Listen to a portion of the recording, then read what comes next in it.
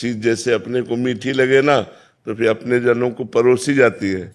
ऐसे हमको अच्छा लगा, इसलिए बात हम इसी में आपका उत्तर भी हो जाएगा। मनुष्य जीवन का चरम और परम एकमात्र उद्देश्य है मोक्ष, भगवत प्राप्ति या भगवत प्रेम प्राप्ति। तीन बातें रखी गई, मोक्ष प्राप्ति या भगवत प्राप्ति या भगवत प्रेम प्राप्ति। ये मनुष्य जीवन का चरम और परम लक्ष्य है।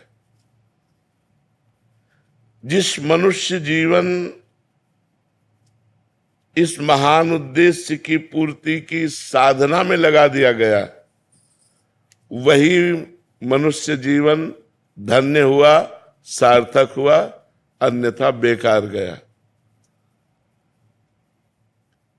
मनुष्य जीवन में जो भी आपके पास मिला हुआ है, प्रत्येक सामग्री, जैसे बुद्धि, मन, इंद्रियां, धन, परिवार, समय, विद्या, विवेक, ये सब केवल भगवत प्राप्ति के लिए मिला है। मनुष्य जीवन में आपको जो कुछ भी मिला हुआ है वो केवल भगवत प्राप्ति के लिए मिला हुआ है। तो आपको पूरा प्रयत्न करके इन सब का प्रयोग भगवत प्राप्ति के लिए ही करना चाहिए। यही मनुष्य जीवन की सार्थकता है। अब भगवत प्राप्ति के लिए इनका हम प्रयोग क्या करें? मन, बुद्धि, धन जो भी हमें मिला है, तो बोले मन से निरंतर श्री भगवान के नाम का, रूप का, गुण का चिंतन करो। वाणी से भगवान के नाम का कीर्तन करो, भगवान की लीला कथा को कहो, गाओ। और शरीर से जितने भी कार्य होते हैं, जो भी कार्य होते हैं, वो सब भगवान की हम पूजा कर रहे हैं, ऐसी भावना से उस कर्म को भगवान को समर्पित कर दो। प्राणी मात्र में, चाहे वो स्त्री हो या पुरुष हो, जड़ हो या चैतन्य हो, सब में भगवान है। ऐसी भावना से अच्छी तरह जो तुम्हारे सामने आ जाए उसकी सेवा करो। जो तुम्हारे सामने आ जाए अच्छी तरह सेवा करो। जैसे कोई आपसे बात पूछ रहा है तो बहुत अच्छी तरह उत्तर दीजिए। कोई बीमार है, हो सके तो आप उसकी अच्छी सेवा कीजिए। सब में भगवान विराजमान है। कोई प्यासा है, पानी ला के दे दिया। हम यात्रा में जा रहे हैं, बैठे हैं हम अपने सीट पर, रिजर्व सीट है, लेकिन कोई हमें वृद्ध दिखाई दे रहा है, हम खड़े हो जाते हैं, उसे बैठा देते हैं। सब में भगवत भावना करके कि हमारे भगवान सब जीवों में विराजमान है। जहां जैसी जिसको आवश्यकता हो अच्छी तरह से सेवा करो। समस्त जीवों में भगवान विराजमान है, ऐसी भावना करके यदि सेवा करोगे तो तुम्हारे हृदय में भगवान प्रकाशित हो जाएंगे। जब सबके हृदयों में भगवान देखा जाता है तो अपने हृदय में भगवान दिखाई देने लगते हैं। सदा सबकी यथा योग्य सेवा करनी चाहिए, पर किसी से अपनी सेवा नहीं करानी चाहिए। जब तक शरीर अपना काम करे तब तक अपनी किसी से सेवा नहीं करानी चाहिए। अपने पैर दबवाना, अपने कपड़े धुलवाना या अपने लिए कोई भी कार्य, अपनी सेवा स्वयं करे और दूसरों की सेवा करने का उत्साह रखे। सदा सबकी यथा योग्य सेवा करनी चाहिए, अपनी सेवा नहीं करानी चाहिए। अगर भगवत प्राप्ति करना है तो मान देना चाहिए, दूसरों से मान लेना नहीं चाहिए। सत्कार करना चाहिए, दूसरे से सत्कार कराने की इच्छा नहीं रखनी चाहिए। अपने लिए जो कुछ प्राप्त हुआ है उसमें से दूसरों के लिए, जैसे अपने को 100 रुपया प्राप्त हुए, धर्म से प्राप्त हुए, तो हम 90 रुपया अपने परिवार और अपने लिए खर्च, 10 रुपया हम कहीं गौ सेवा, संत सेवा, बीमारों की किसी की सेवा में लगा दे। दूसरों को उदारता पूर्वक अपनी वस्तु का प्रयोग कराना चाहिए।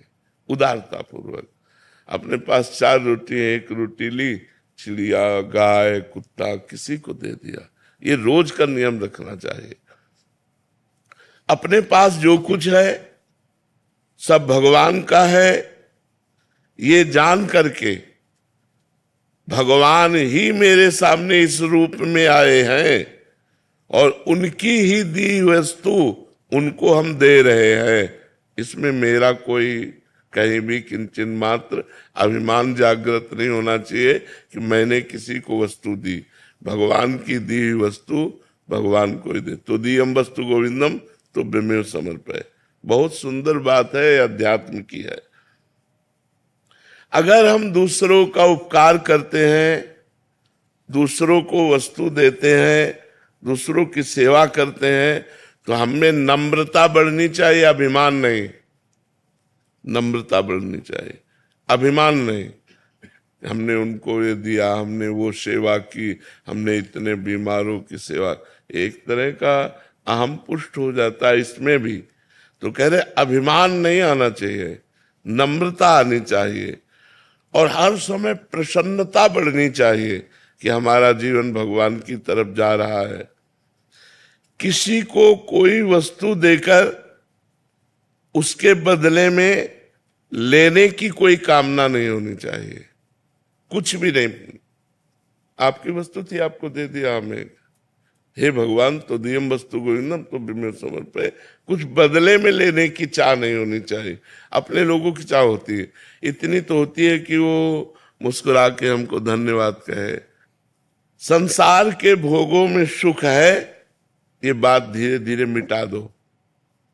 अगर भगवत प्रेम प्राप्त करना है, मोक्ष प्राप्त करना है या भगवत प्राप्ति करना है, ये धारणा जब तक नहीं मिटेगी तब तक संसार के भोग हमें आकर्षित करेंगे और वो क्रियाएं बनेंगी जिससे भगवत विमुक्ता रहेगी, न भगवत प्राप्ति होगी न मोक्ष। इसलिए संसार में सुख है, ये धीरे धीरे धारणा हटाओ। भगवान के नाम में सुख है, भगवान की लीला में सुख है, भगवान के गुणों में सुख है, भगवान के धाम में सुख है, ऐसी भावना करो। ये संसार दुखालय भगवान ने कहा है, इसमें सुखों की लेबिल लगा के दुख बिकता है। लगता है सुख है लेकिन होता दुख है। असुखम दुखालयम दुख योनयः, ये शब्द संसार के लिए कहे गए। असुखम, इसमें सुख नहीं है। दुखालयम, ये दुख का आलय है। दुख योनया, इसमें जो भी भोग भोगोगे परिणाम में दुख ही प्राप्त होगा। इस विचार से भगवान में सुख है, ये अंदर भावना बैठा लो, तभी भजन बनेगा। नहीं तो जिसका सुख बुद्धि संसार में होती है तो वही मन जाता, वही चिंतन जाता, भजन नहीं बनता। दूसरों के अधिकार को मत छीनो, दूसरों के कर्तव्य की रक्षा करो और अपने कर्तव्य का पालन करो। इंद्रियां बहिर्मुख मत रखो, अंतर्मुख रखो। सावधानी पूर्वक निरंतर भगवान का नाम जप करो। मन में प्रमाद मत लाओ, नाम जप करो। सदा उसको जबरदस्ती भगवत चिंतन में लगाए रखो मन को। मन के द्वारा जिसका भगवान नाम जप होता है, शरीर के द्वारा जिसकी भगवत सेवा होती है, वो निश्चित भगवत प्राप्त हो जाता है।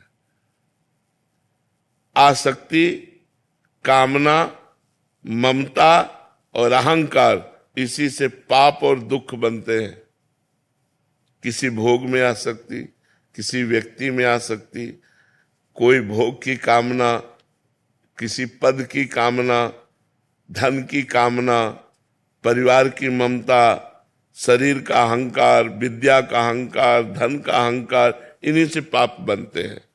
अतएव बहुत सावधानी पूर्वक संसार की आसक्ति, कामना, ममता और अहंकार का भगवान नाम जप और सत्संग के द्वारा इनका नाश कर दो। इनका नाश करने की साधना करनी चाहिए। हमारी कामना नष्ट हो जाए, हमारा अहंकार नष्ट हो जाए, हमारी ममता नष्ट हो जाए, हमारी आसक्ति नष्ट हो जाए, ये सब कुछ नष्ट हो जाएगा भगवान के नाम जप से।